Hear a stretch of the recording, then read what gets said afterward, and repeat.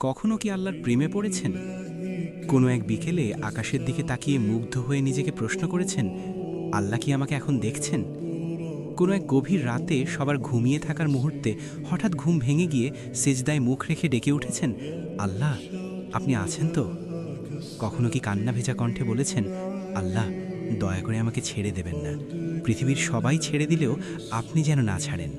আমার কিছু চাই না, শুধু আপনিই থাকুন। আপনি থাকলেই চলে। আপনার দয়া যেন না হারাই। আপনি ছাড়া আমার আর কেউ নেই, আর কাউকে দরকারও নেই। যদি কখনো এসব মুহূর্ত আপনার জীবনে আসে আর সেসব কথায় একটুও ব্যাকুলতা থাকে, তবে আপনি পৃথিবীর সবচেয়ে ভাগ্যবান মানুষদের একজন।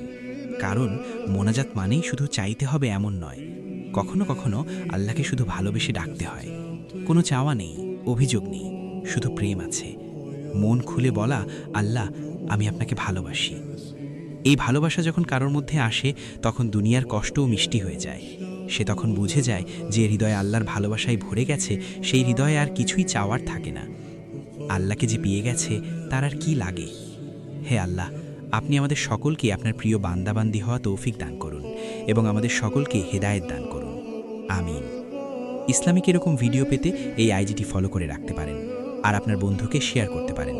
হয়তোবা এই শেয়ারের কারণে আপনার বন্ধুরও আল্লাহর প্রতি ভালোবাসা আগের থেকে বেড়ে যেতে পারে এবং আল্লাহর দ্বীনের দিকে ফিরে আসতে পারে।